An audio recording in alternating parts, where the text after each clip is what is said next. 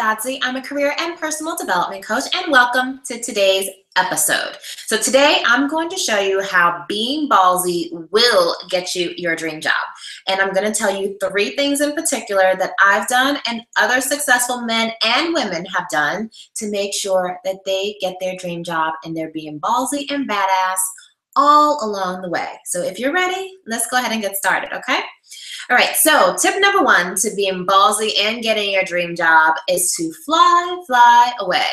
Now, I gotta tell you, one of the things that has been so incredibly instrumental in me getting to the point that I am in my career so quickly has been my ability to relocate. Now, I get it. Not everybody has the luxury that I have in terms of not being tied down personally. However, I know plenty of men and women who are married and have children and still are open to relocation. So what I ask you to think about is what's keeping you from being open to relocation. A lot of times when I ask people about their relocation status, they have all these different preferences. They want to be in a really cool city, or they want to do this and they want to do that. And one thing I'm going to tell you is that every single city across this country has something pretty cool about it. Now, a lot of people live in New York, don't want to leave New York, or they live in Atlanta, don't want to leave in Atlanta. They live in the Midwest, don't want to leave the Midwest.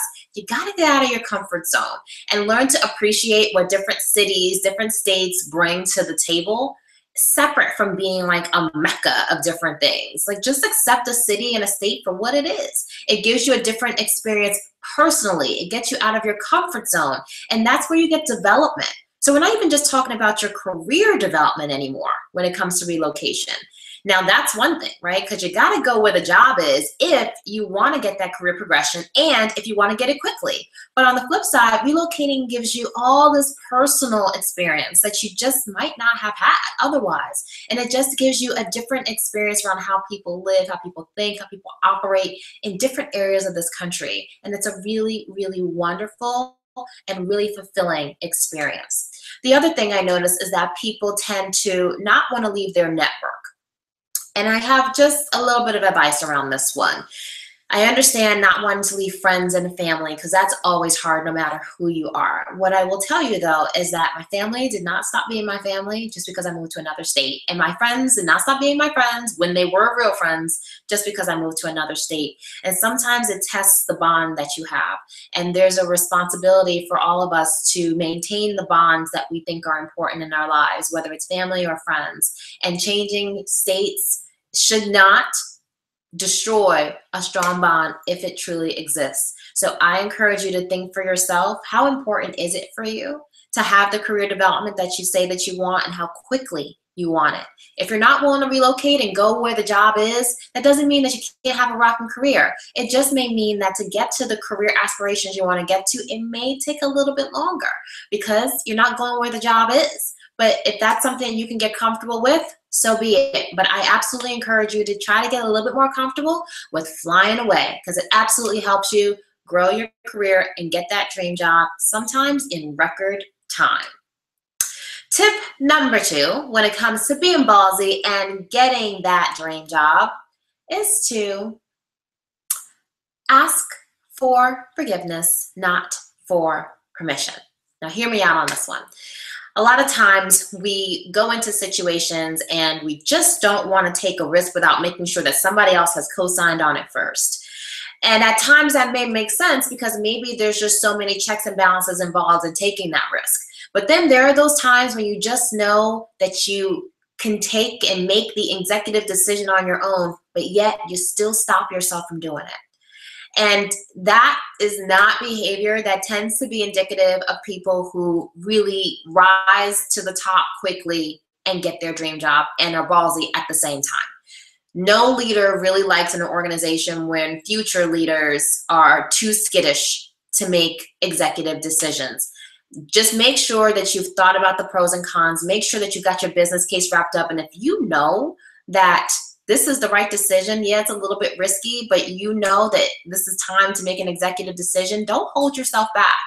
Sometimes you just got to take some risks. As long as you're not damaging people, you're not harming the business or spending large sums of money, ask for forgiveness, not for permission. That is coaching and guidance I actually got very early in my career. So I'm not making this up. I got it from other people and I learned to leverage it. And by leveraging it, I became somebody that the organization saw wasn't afraid to take chances, wasn't afraid to take a leadership role. Because a lot of times leaders don't have the benefit of running things by different people.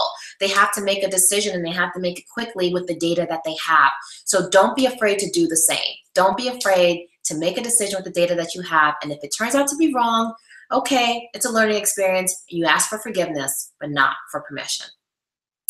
The third tip I have for you in terms of being ballsy and getting your dream job is to challenge the status quo.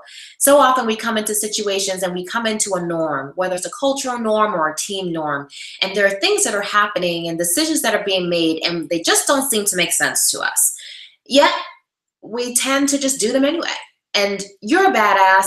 I only coach and develop people who want to be badasses and want to have rocking careers. So I'm just going to go ahead and tell you that it's important to be willing to challenge the status quo. People who rise to the top challenge the status quo. Your thinking, your different perspective may help an organization or a team become better, more effective, more efficient, just by simply asking the questions and getting people to think a little bit differently. Now, mind you, the status quo may be the status quo for a very valid reason, but you won't know unless you ask the questions. So being willing to stand out and have an unpopular opinion and be willing to challenge the status quo makes all the sense in the world, and it helps you stand out as somebody who's willing to think differently, think outside of the box, and be willing to make improvements as opposed to just going along with the flow. So those are my 3 tips for you so that you can be ballsy and get your dream job. So if you're liking this video and you're liking me, you know what to do. Please go over and like it and share this video. And don't forget to check me out over at adwoa.com because over there are lots of other videos for your viewing pleasure as well to help you out with your personal life and your professional life. And after you look at a few videos, if you still feel like, damn, I could really use a little bit more Adwoa and a little bit more advice and coaching, it's all good. I got you. Just make sure you sign up for my email updates because as I release new programs and new modules and new events, it's my email subscribers who get first dibs. So I want to make sure that you're a part of that group. So just go ahead and sign up at adwoa.com. And until you and I connect at next week's episode, please go out into the world today and act with conviction, be courageous, and live joyfully every single day. Thanks for checking me out, and I'll see you next time. Bye.